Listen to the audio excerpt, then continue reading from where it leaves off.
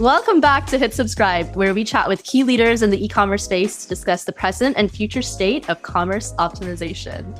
Today's episode is a little bit different, but also kind of the same as the first episode.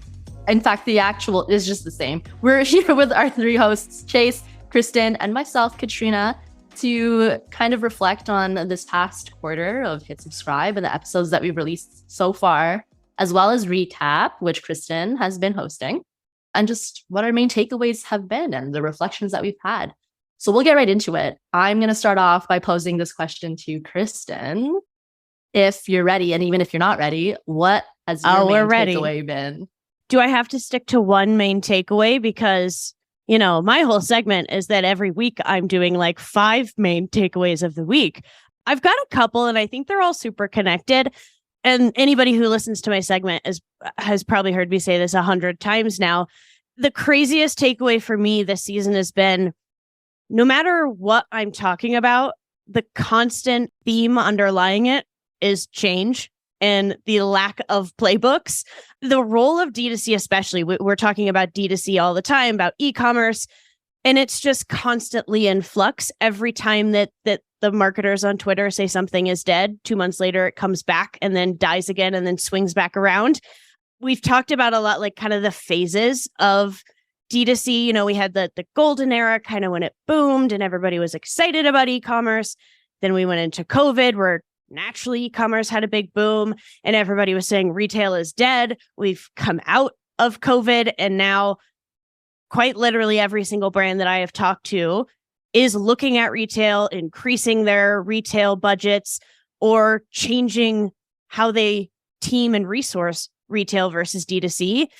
And it's been a really interesting conversation just to see how much that D2C changes as a part of the whole omni-channel strategy for brands. And you're seeing everything from, you know, there's some brands that are completely pulling out of D2C by the end of this year, who it's just not worth the cost for them. There's other brands who are pretty much 90% D2C and are now going into retail.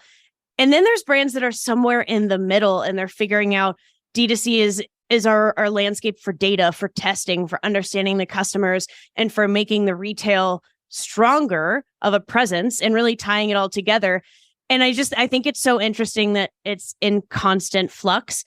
What I think the tactical learnings from that are, because I'm always trying to bring it back down to, that's a really hard thing to hear as an operator, is like, oh, the biggest takeaway is that nothing ever stays the same and winning is so hard. I think the tactical piece of that is everything that you hear as a playbook has to be taken as just a playbook and as just a starting point.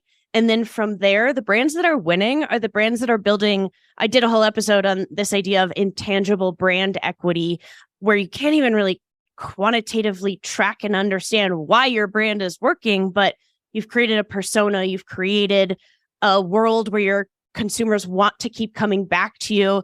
So the biggest takeaway is that no two brands can act the same, and no brand can look at another brand and copy and paste and have the same success. It's really about knowing your customers, talking to your customers, retaining your customers, and then figuring out where all these channels kind of work together. It's been a very interesting season so far. I have learned a lot this year.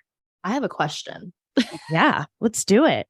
Because I have also heard that, like, the changing environment of D2C and retail. But I'm curious, from the conversations that you've had with merchants who have decided to kind of invest more into retail or are completely pivoting from D2C to retail, what has been the appeal of retail? Just because face value, you are a lot more limited in a sense, because you don't have the great expanse of the internet. It's very physical, but obviously there is an appeal. What kind of patterns have you seen with that? Yeah, I'd say especially for CPG brands, the appeal is coming from the increased cost of CAC on D2C. Finding and then converting customers online used to be kind of this like put $10 in, get $20 out kind of game. And now it's extraordinarily difficult, extreme competition, really expensive. And they know that their customers are shopping in grocery stores, Sprouts, Whole Foods, Erewhon. Then you're going into like King Soopers, Kroger, Albertsons, HEB. I'm trying to list different grocery stores from all over the country and not just stick to the ones I know. Target, all of these things, really, it's exposure. So trying to find new audiences, connect with those consumers, stand out on the shelves so people try your product. And then the more interesting piece is it's not just about discovery and then building loyalty on D2C. It's also, if you have a consumer that is very loyal to you, Magic Spoon is a brand that does this really well, where you might be on a subscription online because your family eats cereal all the time. Every day you're feeding it to your kids. But if you run out, you can go to Walmart and still buy a box. Retail is about really its exposure, getting in front of more consumers and the right consumers, and then being available everywhere that your consumer is shopping so that they never choose somebody other than you. I'll also have one more thing. How many times have you been walking through the grocery store thinking, okay, I only need these 5 things. And you end up checking out and going home and you have 11 things in your cart. And you're like, how the hell did this happen? Oh my God. That's kind of one of the reasons. I mean, I know everyone understands that, Yeah. but like you don't get that on D2C sites, on CPG sites, because you just land on their site and they only sell what they sell. So there's no other way to kind of walk through and go, this would go well with that. Or like, I totally forgot about this thing from a totally different vertical that I also just bumped into. And now I'm buying aluminum foil. Things like that. You just forget about that you need and you just end up coming home with them. Yeah, I've actually seen, even in conversations that I've had with people as well, what worked in D2C before was largely like single SKU e-commerce websites where you sell one thing, it's super niche. But now, like in order to stay competitive, they are having to expand into other products because you have to increase your revenue somehow. And like there's a ceiling if you're only selling one product. Yeah. And when you're working with the right retailers who give you access to retail data as well, it starts to also become informative of, if we started in face wash, what does somebody else put in their cart at the grocery store when they buy our face wash? And it helps them start to think about other product categories or food, going from, cereal to cereal bars, cereal to oatmeal, being able to understand exactly what Chase was saying when people are just kind of doing that more shopping behavior versus buying behavior, like scrolling the shelves and walking through what else do they pick up. And then a lot of times brands will use their D2C channel to talk to their customers, figure out, hey, we think that you guys would like oatmeal. Are we right? If so, what flavors? Then they can roll out that test on D2C with their most loyal consumers, bring it to retail, and thrive in both places. Granted, I just almost laid out a playbook, and that is not a go-to playbook. That doesn't work for everybody. You can't copy and paste. Yeah, that's totally fair. And actually, that's a good point. Like, it doesn't work for everybody. I think some, like you even mentioned, like some brands are completely pulling out of D2C. Some brands are primarily D2C and kind of now entering into the retail space. I do think that depending on your brand and your audience and how you engage with your customers, I think the ratio of D2C and retail can be largely different depending on who you are. Yeah. Just to give people like a solid concrete example, Wandering Bear Coffee has been about 90% D2C for a while. And now they're looking at going into retail because they've had success and feel very confident. On the other side, you're having brands like Once Upon a Farm has been in retail, very heavy for a while. Baby food makes sense for retail, but they're doing a lot of optimization on their D2C site as well. So you can kind of see how it's similar product category, but you can go either way. It just depends on finding those consumers and making that brand equity. I'm going to pass now. Chase, I would love to hear what your main takeaway has been, especially talking to partners. I love talking to partners because they work across so many brands. I feel like they have the sneakiest insights. So I'm going to cheat off of you also. I'm going to give 2 takeaways. One, because you stole my takeaway, so we're going to argue about that a little bit later. But the only thing we truly know is that we don't know anything. That's what I've gotten in Q2. There are no playbooks that match everybody. Even if you're talking same vertical, same product, you cannot measure coffee company A versus coffee company B because you may be selling different quantities. You may be in a different region of the world, in the country. You may be different flavors. You may have a different philosophy, different vision, all these kinds of things. The idea that one playbook or like, hey, our competitor is doing this, we should do that. It doesn't always translate. from the agency perspective, everybody always says test everything. And I know that's blown out of the water and there's way too many, acronyms and shorthand words that we can use and buzzwords, but testing everything really is a huge takeaway that I've had. Everything from like button color, button text, which sounds stupid, but you should see some of the experiments some of these agencies are running that are driving massive, massive results. Everything from that all the way to landing pages, to funnels, to, what happens if you click this thing, what page do we bring them to, cross-sells, upsells, all that kind of stuff. Test everything, try things, and then doubling down on what Kirsten said, talk to your customers. It's really easy to test. If you have an agency, if you work with one, run a couple A/B tests here and there, but talk to your customers. It's a huge deal. They'll often tell you exactly what you may be thinking or maybe what you're not be thinking, which kind of goes back to the A/B testing thing anyway. So I'd say the only thing we know is that testing works and talking to your customers work. Otherwise, play around with it. See what works. Things get really interesting. I do have one other takeaway, but I don't want to ramble too long. So any other questions or comments on that one before I change?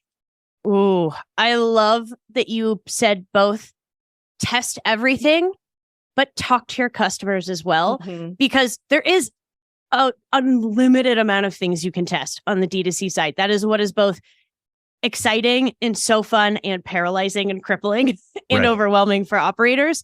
So I think when you balance the two, when you talk to your customers, you get a better idea of what is worth testing in the first place. And then you can really validate against them. I would say it's the number one thing that, when I'm working with brands, it's the first thing we do is call customers, talk to them on the phone, not just like surveys, not just emails back and forth, actually talk to your customers. Customers love talking to brands. You'd be surprised. You'd also be surprised how few brands have ever talked to a single customer. And I think if there's one thing you do after listening to this episode, find at least one customer and just call them on the phone. Just talk to them. We also had a presentation at ChargeX back in April in DC, where one of the agencies brought up this idea that sometimes customers will, in surveys, tell you they want certain things. And then when you build that product or you make that change or whatever it is, it flops. Yep. So sometimes even the customers don't know what they're asking for. So that whole talk to them and A/B test and try multiple things, that's a huge piece that I think a lot of people miss. Yeah. Yeah. I was talking with it was David from Simprove, and I brought this up before, but he talked to a bunch of customers where they had a mishap with the shipping or whatever, and they called every single one of their customers. And that's actually something I heard back in account management that was really successful for some D2C brands, was getting on the phone and calling their customers to, reconcile complaints, but also to ask for feedback. I think that's actually, if I were to remove myself from this e-commerce space and what I have now experienced being in account management as a regular person, but I would have been that's not efficient to call customers, because e-commerce is all about efficiency, right? Because it's all online and that's all about optimization. But it's interesting that it actually is a lot more efficient sometimes to do the more menial task of calling up every single one of your customers, because you get real conversations with people and they get into things that you wouldn't have learned from a survey response online, for example. Yeah. So it's quite interesting. Often non-scalable behavior creates scalable opportunity. Whoa. That's a soundbite. That's a soundbite, baby. Double down on that. If no one's read the book, This Won't Scale, put out by the Drift marketing team, I know everybody, as you start to scale a company, you try to figure out what are the things we can repeat? What are the things we can actually scale?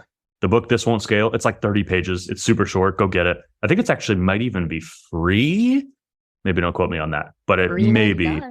But read This Won't Scale. Some of the best marketing tactics are the ones that won't scale. Call your customers, talk to them, go meet them in person, all those kinds of things. Yeah. I'm going to blast into my second takeaway really quickly. Loyalty. And I don't have a solution for this. So this is more just kind of a conversation piece. But loyalty is simultaneously broken and also wide open for change, for innovation. The classic thing you think of when loyalty, you go buy something and they give you 100 points, or they give you 1 point per dollar you spend, or whatever it is. That doesn't work. I think we all agree that's over. That kind of customer engagement is done. It just doesn't work. If you're just plugging something in and letting it run, it's not going to work. No one's going to engage with that. This is the part where I don't have a solution necessarily, but there's a lot of opportunities to build a loyalty solution in a non-traditional way. I think the idea of surprise and delight, a lot of people are talking about, that's something that might not be able to scale because you don't necessarily know when you're going to surprise and delight. I think the idea of cross-sells and upsells thoughtfully makes sense as long as you're not presenting it as a sale. You're presenting it more as a thought solution. Content even can be loyalty based. I think some sort of gated content or some sort of like, hey, you bought a product. Here's a cool thing that you might not know about it, linking to a blog post, linking to an engagement survey, something like that. There's a lot of different ways that a lot of different brands are kind of redefining the term loyalty, which I know in itself is a buzzword, and I hate that I'm talking about that, but I think it's wide open. So it's really going to be interesting over the next 3 to 6 months, through the next like 5 years, to see how loyalty gets redefined, because I think the traditional standard is just done. Yeah, this is actually a huge thing that I've been thinking about and reading about as well. There was even, I mean, there's been big stories of a couple big brands like Sephora. Now I can't think of another one. There's like Dunkin' Donuts. Even they are like pulling back on their loyalty programs, changing the points because it's not really working for either the consumer or the brands. So I think it's really interesting.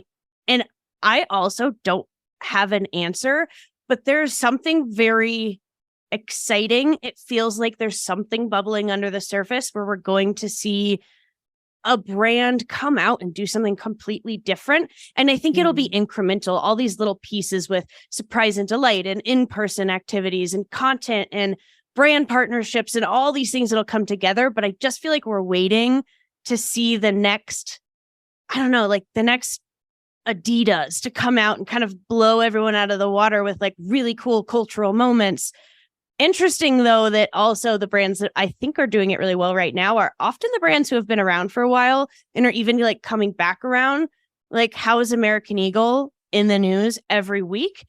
And they were who I shopped at high school, and they've kind of brought themselves back around. Same with Abercrombie and Fitch. So it's like, will it be a new brand? Will it be an old brand that's reinventing themselves for a newer generation? How does Gen Z, Gen Alpha impact what loyalty looks like? We could start to get into crazy stuff like AI and VR and all that is coming into the retail space. But loyalty and like what makes a brand worth going back to, I think is a question that everybody is looking at and nobody has answered yet. I'll give 2 quick examples before I pass it off to the great cat to close us out. One good example, one bad example. Bad example, Starbucks. This has been 6, 7, maybe even longer years ago, but they went away from gathering the points to get to a thing. So when I used to walk in, they'd say like, you've got enough loyalty points, your drink is free. It's simple, it's easy, it's surprise and delight. I don't have to pay for it. That's great. They're all points now, or I think they call them stars. And every time I walk in, I've got 1 billion Starbucks stars because I walk in and they're like, do you want to use your stars for this? And I'm like, I don't know what that means. I don't know what I get for them. I don't know what you're asking. Is it a 1-to-1? Is this like, do I get an extra shot? Like, it doesn't make any sense to me. And Am so I I just have a 1 billion star? Yeah, just tell me it's a free drink, take it off my tab, end up being free. That's a great way to do it. And that's a simple version, but backwards. So I think Starbucks went the bad way. I have to interrupt you because I actually recently saw a headline and it was an article about Starbucks that said, is Starbucks trying to become the next bank, like the next online bank? Yeah. Because now they're like, put money in the app and then just use that to buy your coffee, which has a weird connection to like membership kind of feel type thing. Yeah. I don't know. Very interesting. Starbucks has done some strange stuff. I was going to sneak the word membership in what you were talking. I think membership and loyalty go hand in hand, but we're not going to do a hard sell on the new recharged memberships product. Wink, wink. Good example for everyone. A brand that I really love is called BattleBox. They use recharge. They've been around forever. John Roman's the guy who runs it. They just hit 100 boxes. They ship monthly. They do monthly curated boxes. They just hit number 100. What they did for 100 was they put 5 golden tickets into 5 random boxes and shipped them out. Winners get a flight out to an undisclosed location where you get to go shoot a tank at a target. And if you hit the tank, you get $100,000. The key part about this being loyalty related is they didn't advertise this in advance. So I think it's part of like, if you're an existing member, you get this cool thing for free. And also it wasn't a sales tactic. So this was not a like sign up in order to get this. You had to be signed up in previous months in order to be eligible for this. So it wasn't even a sales tactic to say, this is coming. You should buy your box now. It's all surprise and delight. There's no additional charge. It's nothing off the back of the customer. So I think it's a really cool way to kind of drive additional value for loyalty. It's like, I was excited for this box anyway. But now I have this additional opportunity to get this cool, unique experience thing here. That I think is a cool way that a lot of brands might start moving as well. And do you know what BattleBox does the best and why they knew exactly where to put these winners and what activity to do? Because they talk to their customers. They talk to their customers all the time. All the time. I was like, wait, I know where this is going. I've seen this episode before. I've seen this episode before, I swear. Sending it off to Kat for her final takeaway. Kat, what is your main takeaway from Q2?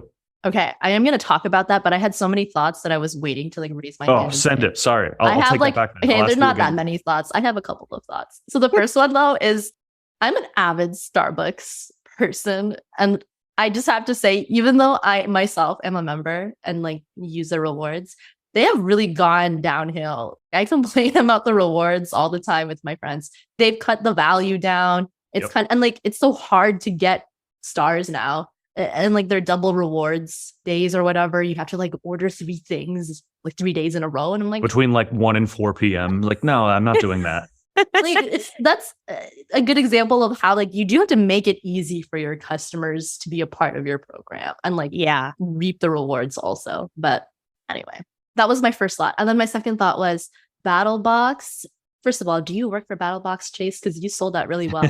So, like, second of all, Punch Labs also does something similar. They have like a golden ticket that they, in some of the boxes that they give out, you can like win an opportunity to go visit the Crunch Labs in person, which is super cool for kids. And they're in all of the videos. Like you get to see the lab in their promotional videos or Mark Rober's videos. And kids love that stuff. Like the videos are all part of their box program anyways. Like you have to watch the videos to learn about the thing that you're doing in the box. So my kid is subscribed, and so now I'm a Crunch Labs user. But anyways, it's really cool. That actually does kind of lead me into my main takeaway point, which is interesting because you guys had similar topics, and mine is like not talking about how change is constant, but it kind of is, because my main takeaway was that I've heard a lot of conversation that ends up leading into this underlying concept of the digitalization of in-person experiences and kind of going back and forth between the things that we experience face to face, bringing that online, and then going back and being like, actually, like, let's make this human again and let's do more in-person events. And kind of that like cycling of what works then and what works now, and it always coming back into the same thing. So people love convenience, and that comes to the internet and e-commerce, but also people cannot run away from their human aspect and the fact that they crave relationship and those conversations that you get in stores and things like that. So this has been coming up quite a bit. And in one of my recent episodes as well with Herd and Grace, they talk about how they're like the neighborhood butcher shop and kind of bringing that experience, like going into the butcher shop online and like having it be quite personalized. So I do think like this is super vague, my main takeaway, but it is something that I've kind of seen, which is just like people constantly go back to what's familiar, even after they've iterated and changed things. And people crave a human connection, whether or not they like to admit it. It does end up changing back into being like, how can I have a real conversation with a real human being? Like, I don't want to chat with AI. I don't think it's vague. I think it's actually, you kind of put a bow on everything that Chase and I were saying as well. Like, you explain what omni-channel means. And I think a lot of times when we say omni-channel, we immediately go, it's retail and D2C. It's those two channels. When really it's the brands that are actually being omni-channel are doing like wholesale retail, owned retail, small retail, specialty retail, events, influencers, Facebook, Amazon. There's so many pieces of it. And it really is all, it comes down to building, I keep thinking about it in this, like building a universe around your products so that wherever the consumer is interacting with it, it is still part of the story. Like I think Disney or Marvel are the top examples of this, where, you know, Marvel started as a comic book and then went into movies, and now is like, there's Marvel rides at Disney, there's Marvel stores, you can go to all these experiences. It is like building all these touch points in different physical and digital arenas, and then making sure they all come together, which is very difficult tactically. But I think it just starts with, you have to start with that like what is the story? Why do we exist? What are we doing in this world? And who are the customers? And then how do we service them? Also, I think we all learned that very hard lesson in COVID. No matter how introverted you think you are or how homebody of a person you think you are, me, evidently we actually like to see people in real life. Yeah. And also, like, just in general, I know I said it was very vague, but I think I've been very intrigued by like the psychology of commerce and just the way that really successful brands, they do end up having to really understand and like research their audience and get into how their customers think about the world and themselves and their products in order to get them, encourage them to purchase. So I feel like that kind of just ties in again with the digitalization of in-person experiences, the way that people view the world and relationships. And it is like a very psychological experience to like purchase and like press submit, especially if you have like bills you have to pay for in the middle of a recession. Like, how can I justify a purchase for something that isn't mandatory, for example? The psychology behind commerce and even going further, psychology behind loyalty is something that I've been thinking so much about, so much so that one of our recaps is literally titled American Eagle and Wendy's on embedding your products into culture, because I think these big brands really become part of our world. I mean, just look at one of the biggest movies this year was about literally the creation of the Nike Air Jordan. And it's an incredible story from a marketing, from a product perspective, but it's also about how a brand became so deeply embedded in culture that is still selling just at astronomical rates. And Nike is so much more than a shoe company or a clothing company. Nike is a whole destination in and of itself. I think it's a very big topic right now. So much so that even our boys, Matt Damon and Ben Affleck, we love them. Boys. They're so cute. They did so good. Yeah. Cool. Well, I'm going to close this out and you can say however much you want, but I'm going to ask what our predictions are for Q4 for the holiday season. Ooh. This episode is recorded now, but it's going to be posted in July. So people are starting to prep for BFCM in the summer. I'm going to start so nobody else steals what I'm about to say and I have to think of something new. But my prediction is that I think customers are still going to be buying stuff. Like, I actually don't think it will be a huge downturn of purchasing, but I think customers are going to purchase more from one place and like group things together in like a more like marketplace settings versus purchasing from multiple different brands and websites to take advantage of things like free shipping, etc., just with the way that the economy is. And if they have a membership, for example. Dang it, you stole mine. Interesting. I love that. KLF, what you got? I'll go last. Oh, well, I was thinking about, last year we saw a lot of brands do these like tiered discounts. Like if you buy one thing, it's this much off. If you buy two things, it's this much off. And then every day their sales were bigger and better. And so I was thinking about higher AOV with brands this year. So if I'm going to purchase from Bloom, I'm probably going to buy quite a few things from Bloom at the sale versus going to a couple different brands. I know who I'm loyal to now and I know where I want to spend more money. But another one, I think that there's going to be an interesting crossover of gifting and e-commerce this year. I think that we have tried to kind of work into, buy while the sale is going, buy one, get one free, send it to your friend. But I'm not sure that we've like fully gone into it. And I know that just from my perspective, if I've got a list of people I want to shop for, I want to shop from brands I'm not sure that they know, but that I love. And I also want to buy myself stuff while I'm there. So maybe this is a hope more than a prediction that we see stuff like buy one, get one free, put it in a gift box, and we'll send it straight to your friend so you don't have to mail it. Gifting could be really interesting this year. That's I agree. Cool. I'm going to build off that, put kind of a generic term behind it, and then give a specific example. I think we're going to see a lot more creativity in January, February, March, based on what people do this holiday season. Everybody gets creative through the holidays, and I think it's awesome. I think we're going to start to see all that creativity become the norm. So we talked a little bit about loyalty. I love this idea of like buy 2 of these things. One will ship to you, one will put in a gift box and ship it somewhere else. I'm also thinking, when you buy things for holidays and it says like, buy it before December 20th and we'll make sure it's there by December 25th. I think shipping has become this kind of big black box and no one really knows how to solve that. One of the specific ideas I think we're going to start to see is like, hey, we're not Amazon. This is not going to be here tomorrow. But if you buy it on, July 10th, it will be there on July 17th. Like a random middle of the year, like there's no holiday, there's no like reason about it, but it's better customer service, it's better communication up front. I think we're going to start to see some of those things become the norm. So between like the shipping thing, the gifting thing, clear communications, I think a lot of that stuff is going to start to become the norm. And I'm excited to see what the creative things people are launching in the holidays become the norm next year.